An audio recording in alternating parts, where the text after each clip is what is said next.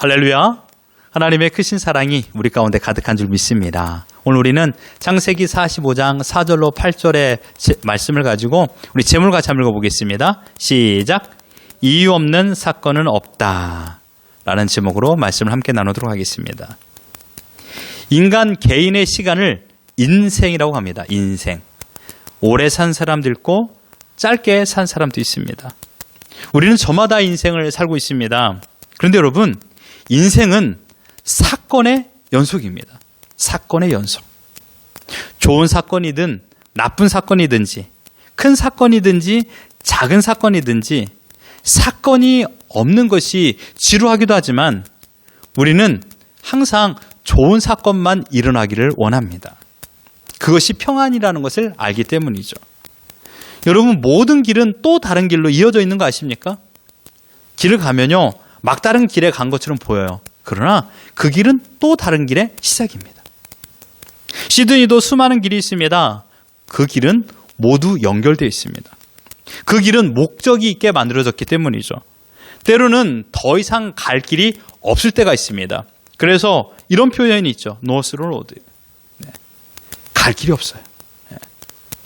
하지만 이 길도 누군가에게는 이유가 되는 길입니다. 마찬가지로 우리가 살면서 일어난 사건은 어떠한 이유가 있어서 발생된 것이죠. 그런데 그 사건을 마주하는 사람의 반응은 두 가지입니다. 사건을 마주하는 반응은 두 가지라는 것이에요. 첫 번째는 무엇입니까? 아주 쉬운 반응이죠. 화를 내는 거예요. 분노하는 겁니다. 화를 직접적으로 표현할 수 없는 사람들이 있어요. 그런 사람은 짜증을 내요. 힘이 있는 사람은 화를 내버려요. 그런데 아빠에게, 엄마에게 또는 남편에게, 아내에게 화를 못 내는 사람은 짜증을 내요. 그러니까 짜증은 사실 화내는 표현의 소극적인 자세라고 말할 수가 있어요. 왜 화를 낼까요? 화내는 것도 사실 습관이기도 합니다. 하지만 화를 내는 이유는요, 자기 뜻대로 일이 되지 않기 때문에, 내가 세운 계획대로 일이 되지 않기 때문에 화를 내요. 여러분, 장난으로 화를 내거나 할 일 없어서 화를 내는 사람은 없어요. 심심해서 화를 내는 사람이 있을까요? 그런 사람 없습니다. 자기가 세운 기준이 깨지거나 자기가 생각한 계획이 틀어졌을 때 화를 내는 겁니다.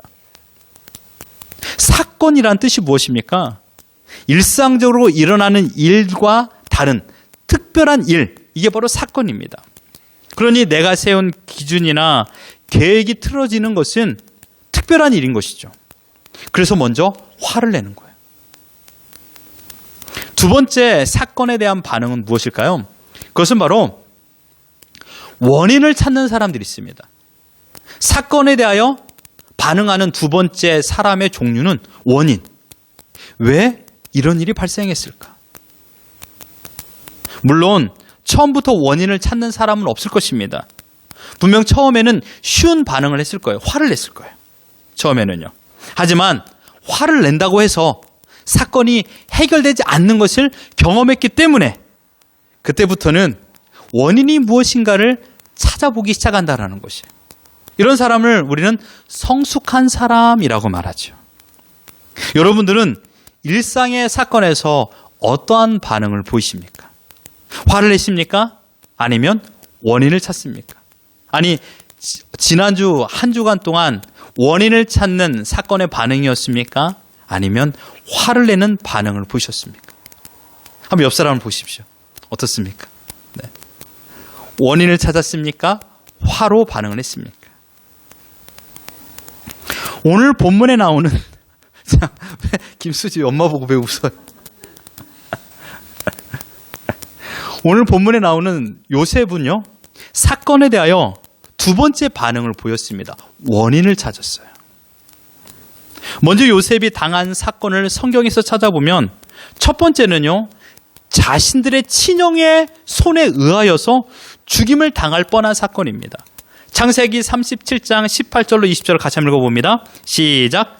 요셉이 그들에게 가까이 오기 전에 그들이 요셉을 멀리서 보고 죽이기를 꾀하여 서로 이르되 꿈꾸는 자가 오는도다. 자, 그를 죽여 한 구덩이에 던지고 우리가 말하기를 악한 짐승이 그를 잡아먹었다 하자. 그의 꿈이 어떻게 되는지를 우리가 볼 것이니라 하는지라. 어떻습니까? 지금 이 이야기를 하고 있는 사람들은요, 요셉의 형들이에요. 그리고 이야기의 대상의 주인공은 요셉이에요.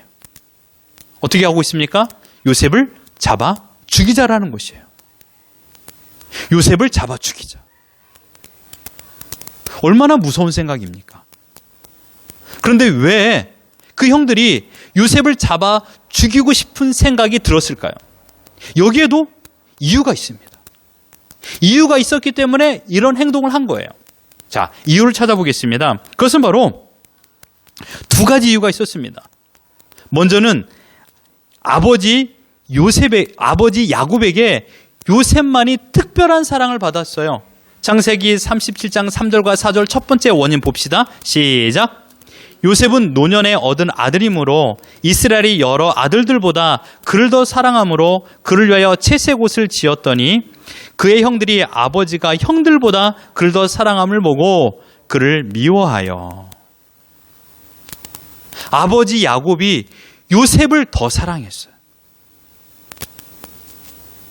요셉은 누굽니까?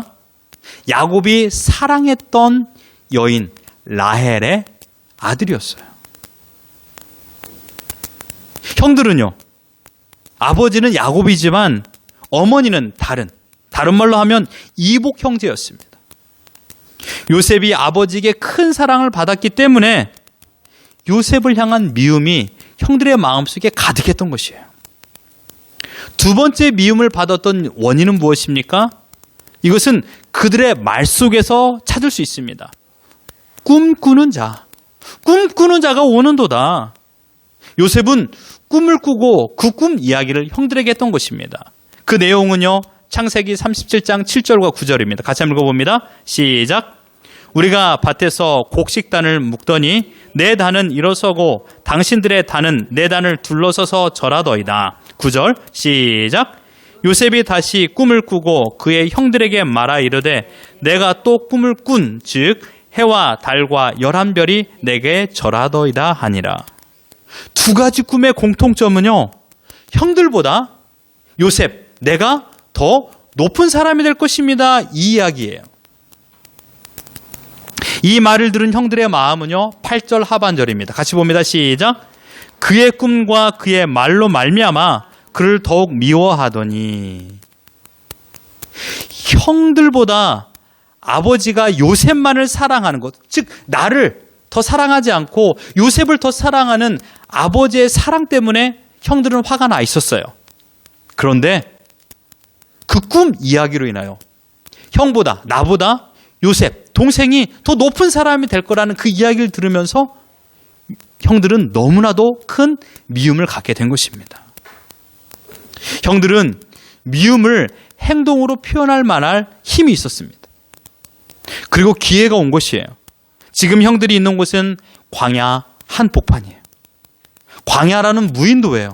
무인도는요, 아무런 사건이 나더라도 누구도 알 수가 없는 곳이잖아요. 주위에 아무도 없는 광야 한복판입니다. 자신들의 기준과 계획을 엉망으로 만들어버린 요셉이 찾아오기 때문에 그들은 사건에 대한 쉬운 반응을 하고 있습니다. 그것은 분노였습니다. 그런데 그 분노의 레벨이 너무 높았어요. 요셉을 잡아 죽이기로 모의한 것입니다. 결국 분노, 화는 행동으로 표현됐습니다. 그리고 죽음의 사건을 요셉은 마주하게 된 것입니다. 요셉은 형들의 손에 붙잡혀 물이 없는 구덩이에 던져져 버렸습니다. 그런데 여러분, 여기에 반전이 있습니다. 유다라는 형이 마음의 변화가 찾아왔어요. 요셉을 죽이는 것이 우리에게 무슨 유익이 있겠는가? 요셉을 죽이는 것 대신에 다른 사람에게 요셉을 팔아버리면 어떻겠느냐? 그럼 우리가 다시는 요셉을 보지 않지 않겠느냐? 그러면 되지, 뭘라고 죽이면 되겠느냐라고 생각했던 것입니다. 이런 마음을 가지고 다른 형들에게, 다른 형제에게 이야기를 했어요.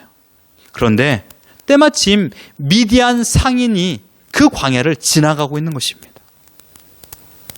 그리고 다시 만나는 것을 원치 않는 마음을 가지고 요셉을 그 미디안 상인들에게 은 20을 주고 팔아버렸습니다.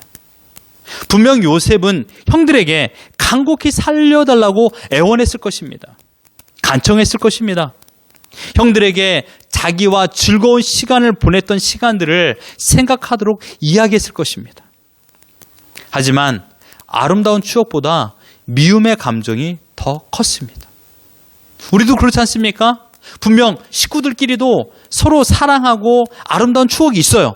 하지만 미움의 순간이 더 크면 그 추억을 잊어버리기 마련인 것이죠. 요셉의 형들은요, 아름다운 추억 대신 미움이 더 커서 요셉의 말을 들어주지 않았습니다. 요셉은 미움으로 가득 찬 형들의 얼굴을 마지막으로 보고 미디안 상인에게 팔려 2억 말리 떠나가게 된 것입니다. 이제 요셉에게 어떠한 사건이 펼쳐졌을까요? 요셉은 두려움이 가득 찼습니다. 미디안 상인들은 이 어린 소년을 더 큰 돈을 받고 다른 곳에 팔게 됩니다. 요셉을 산 사람은 누굽니까? 우리가 잘 알다시피 애굽의 바로 왕의 신하 친위대당 보디발이었습니다. 이 보디발에게 팔게 된 것이죠. 미디안 상인들은요, 물건을 사서 또 다른 사람에게 파는 중개무역을 하는 사람이기에 요셉을 누군가에게 팔 거로 그들은 생각하고 있었던 것이고, 제일 적합한 사람, 가장 비싼 돈을 주는 이 보디발에게 팔게 된 것입니다. 이제 요셉은요, 아버지의 사랑으로 만들어준 채색 옷을 벗게 되었고, 보디발에 준 종들이 입는 옷을 입게 되었습니다. 이것은 신분의 변화입니다.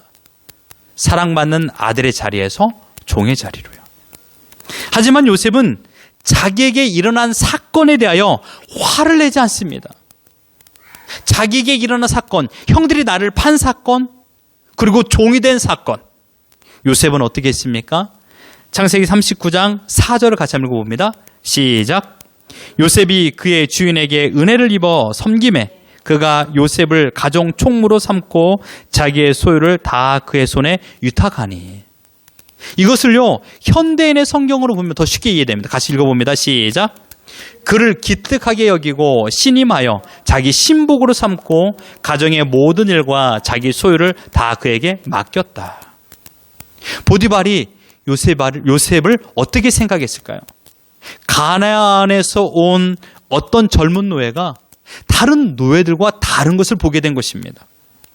노예로 팔렸는데요, 사왔는데 얼굴이 곱상하게 생겼습니다. 고생 한 번도 해보지 않은 얼굴이에요. 그런데 무슨 사연이 있는 듯한 이야기를 그는 들었습니다. 형들이 자기를 팔았다라는 것이에요. 그런데도 요셉의 행동은요, 원망과 불평이 아니라 자기에게 주어진 일을 최선을 다하며 행하는 것이에요. 그래서 보디발이 요셉을 기특하게 여겼고, 그래서 그를 자신의 신복으로 삼았습니다. 그 어린 자를요. 얼마만큼의 시간이 지난지는 알 수 없어요. 가정의 모든 일과 소유를 관리하는 사람으로 세웠던 것입니다. 그런데 시간이 지났습니다. 보디발에게 인정을 받았던 요셉이었어요. 보디발의 아내도 요셉을 인정하기 시작했어요. 그러나 인정만 한 것이 아니라 그를 사랑하기 시작한 것입니다. 보디발의 아내가 요셉을 더 사랑하게 된 것입니다. 하지만 요셉의 마음은 그 사랑을 받아줄 수가 없는 것이죠. 결국 보디발의 아내의 손에서 벗어나기 위하여 보디발이 입혀주었던 종의 옷을 벗고 도망가게 됩니다. 하지만 그 옷 때문에 요셉은 보디발에게 심한 화를 당하게 됩니다. 창세기 39장 19절에 20절 같이 읽어봅니다. 시작. 그의 주인이 자기 아내에게 자기에게 이르기를 당신의 종이 내게 이같이 행하였다 하는 말을 듣고 심히 노한지라. 이에 요셉의 주인이 그를 잡아 옥에 가두니 그 옥은 왕의 죄수를 가두는 곳이었더라. 요셉이 옥에 갇혔으나. 똑같은 사건입니다. 똑같은 사건에 보디발은 어떠한 반응을 합니까? 쉬운 반응을 합니다. 심히 노한지라. 화가 불일 듯 하고 있다는 것입니다. 그리고 자기가 행할 수 있는 분노를 표현합니다. 그래서 자신의 권력을 사용하여 왕의 감옥에 가두어 버렸습니다. 이때 요셉은요, 보디발에게 찾아가 억울하다고, 당신의 아내가 나를 유혹했다라고 그런 말을 하지 않았습니다. 분노하지 않았다라는 것이에요. 쉬운 반응을 하지 않았다라는 거예요. 이 사건에 대해서. 그리고 요셉은 감옥에 갇히게 되었습니다. 감옥에 갇힌 죄수가 된 사건 속에서도 그는 어떤 행동을 하게 되었습니까? 39장 22절 같이 한번 읽어봅니다. 시작. 간수장이 옥중 죄수를 다 요셉의 손에 맡김으로 그 재반 사물을 요셉이 처리하고, 이것을 세 번역으로 한번 읽어봅니다. 시작. 간수장은 감옥 안에 있는 죄수를 모두 요셉에게 맡기고 감옥 안에서 일어나는 온갖 일을 요셉이 혼자 처리하게 하였다. 그 어린 요셉이 감옥의 재반상을 하는 자가 되었다라는 것입니다. 충분히 원망과 불평할 수 있습니다. 화를 낼 수 있습니다. 감옥에 갇힌 사건의 시작이 된 형들을 미워할 수도 있었습니다. 하지만 요셉은 그곳에서도 간수장이 보기에 성실히 자기에게 주어진 일을 행하게 되었던 것입니다. 그리고 시간이 흘렀습니다. 요셉은 애굽 왕 바로의 꿈을 해몽해 주게 되므로 애굽의 총리가 되어서 오늘 본문에서 형들과 만나게 된 것입니다. 여러분, 대부분의 사람들은 요셉에게 일어난 사건, 그러니까 형들에게 팔리는 사건이나 감옥에 갇히는 사건이 나에게 발생이 된다라면 좌절합니다. 분명 저도 그런 일이 발생된다라면 좌절할 것입니다. 원망과 불평으로 화병이 날 거예요. 그래서 또 다른 사고를 치게 됩니다. 사건으로 인하여 사고를 치는 사람들이 대부분입니다. 하지만 요셉은 어떠합니까? 오늘 본문 5절을 다시 한번 읽어봅니다. 시작. 당신들이 나를 이곳에 팔았다고 해서 근심하지 마소서, 한탄하지 마소서. 하나님이 생명을 구원하시려고 나를 당신들보다 먼저 보내셨나이다. 이 사건에 대한 원인을 지금 말하고 있습니다. 형들의 손에 팔리고 종이 되고 죄수가 되고 애굽의 총리가 된 사건에 대한 원인, 그것은 무엇입니까? 하나님이 생명을 구원하시려고. 근심, 한탄, 원망이 아니라 하나님의 섭리를 요셉은 믿었던 것입니다. 이 모든 일을 하나님께서 행하셨다라고 믿고 있는 것입니다. 7절과 8절도 같이 한번 읽어봅니다. 시작. 하나님이 큰 구원으로 당신들의 생명을 보존하고 당신들의 후손을 세상에 두시려고 나를 당신들보다 먼저 보내셨나니, 그런즉 나를 이리로 보낸 이는 당신들이 아니요 하나님이시라. 하나님이 나를 바로에게 아버지로 삼으시고 그 온 집의 주로 삼으시며 애굽 온 땅의 통치자로 삼으셨나이다. 얼마나 멋진 반전입니까? 똑같은 사건 앞에 요셉은 하나님께서 원인이 되었다라고 그 말씀을 하고 있는 것입니다. 요셉의 능력으로, 요셉의 정치적으로 애굽의 총리가 된 게 아닙니다. 하나님께서 행하셨습니다. 요셉은 믿고 말하는 것입니다. 분명 요셉에게 일어난 사건은 충격적이고 절망적이었습니다. 하지만 이유 없는 사건이 없다라는 것을 깨달은 요셉은 이 일에 하나님의 섭리가 숨겨져 있다는 것을 알게 되었습니다. 여러분, 하나님의 섭리를 보십시오. 형 유다의 마음을 변화시켰습니다. 이게 하나님의 섭리예요. 그래서 죽음에서 면하게 하였습니다. 때마침 광야 한 복판에 미디안 상인이 출현하게 하였습니다. 그들에게 팔릴 수 있도록 이끌어 주셨습니다. 하나님의 섭리입니다. 요셉을 산 사람은 다름 아닌 애굽의 바로왕의 경호실장 보디발이었습니다. 그리고 애굽 왕의 죄수를 가두는 감옥에 갇히게 되었습니다. 이 또한 하나님의 섭리입니다. 그곳에서 술 맡은 관원장의 꿈을 해석해주는 일을 펼치기도 합니다. 이번 주와 다음 주에 계속해서 성경을 보면 이 요셉 일대기를 보게 됩니다. 이게 다 하나님의 섭리라는 것이에요. 우리는 요셉 일대기를 통하여서 하나님께서 숨은 역사의 주관자라는 것을 알려주고 있다는 것을 여러분 깨달으셔야 됩니다. 이유 없는 사건이라고 생각되지만 그러나 사건 속에 숨겨진 하나님의 섭리가 있습니다. 그렇습니다. 우리는 대수롭지 않게 여기는 사건이라고 하지만 그러나 이유 없는 사건은 없습니다. 모든 것에는 이유가 있다는 것입니다. 모든 일에는 하나님의 섭리가 있습니다. 무엇이든지 존재하는 것은 존재의 목적이 있습니다. 제 나름의 이유가 있다는 것이죠. 지금 우리가 살고 있는 것도 목적과 이유가 있습니다. 어쩔 수 없이 사는 게 아니에요. 하나님께서 살려주셨어요. 이유와 목적이기 때문이에요. 요셉도 형들의 미움 속에 팔릴 때는 그 이유를 잘 몰랐을 것입니다. 감옥에 갇힐 때에도 그 이유를 잘 몰랐을 것이에요. 그러나 사건과 원망으로 반응하지 않았습니다. 하나님과 그는 함께 동행했습니다. 창세기 39장 9절에 이 말씀이 나옵니다. 같이 한번 읽어봅니다. 시작. 그런즉 내가 어찌 이 큰 악을 행하여 하나님께 죄를 지으리까. 보디발의 아내의 유혹 앞에서 요셉이 했던 말이에요. 그는 그 순간에도, 종이 된 순간에도 하나님과 동행하며 살았다는 것입니다. 또한 40장 8절 같이 한번 읽어봅니다. 시작. 요셉이 그들에게 이르되 해석은 하나님께 있지 아니하니이까.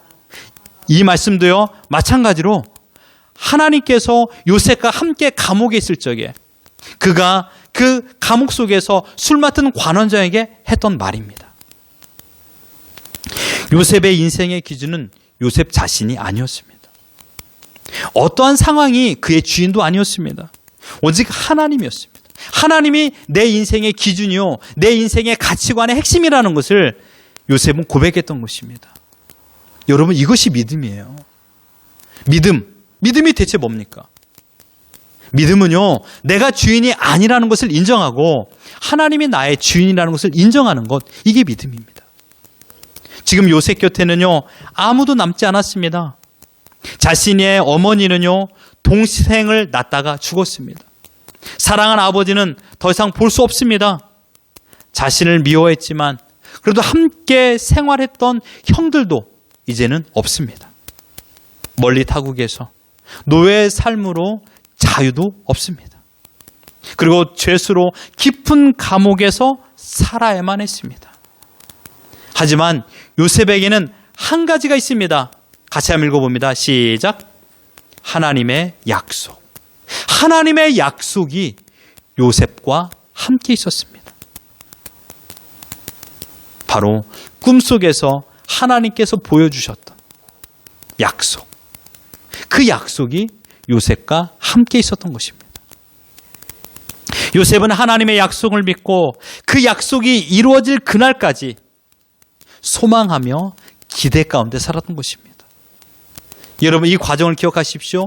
믿음은요, 소망을 가지고, 소망은 우리의 삶에서 기대로 표현됩니다. 믿음이 없으면요, 소망도 없고 기대도 없습니다. 요셉은 하나님의 꿈으로 나타나서 말씀해 주셨던 그것을 믿었고 그것을 소망하였으며 기대 가운데 살았을 적에 하나님은 그 약속이 사실이라는 것을 매일마다 보디발의 집에서 또한 감옥 속에서도 깨달아 알게 해주셨던 것입니다. 요셉은요, 형들의 말을 잊지 않았습니다. 37장 20절 같이 한번 읽어봅니다. 시작. 그의 꿈이 어떻게 되는지를 우리가 볼 것이니라. 아멘. 여러분, 이 말씀을 기억하십시오. 그의 꿈이 어떻게 될 것인가 볼 것이니라. 나의 꿈이 어떻게 될 것인가 요셉은 기대했습니다. 여러분의 인생이 어떻게 될 것인가 기대해 보시고 있습니까? 우리 사랑하는 아들과 딸의 인생이 어떻게 될 것인가 기대하십니까? 이게 믿음이에요. 하나님께서 지금 이 과정까지 이끌어 주셨고 이곳까지 가게 해주셨는데 그 다음은 어떻게 갈 것인가? 어떻게 이끌어 갈 것인가? 여러분, 기대하십니까? 이 기대가 소망이요, 이것이 믿음이에요. 사랑하는 성도 여러분, 믿음의 사람은 언제나 하나님의 약속을 소망했습니다. 아브라함도 야곱도 또한 신약시대에서도 예수님께서 속히 오시라는 약속을 믿고 끝까지 믿음을 지켰던 사람들의 모습입니다. 믿음의 태도입니다. 마라나타, 주 예수여 어서 오시옵소서.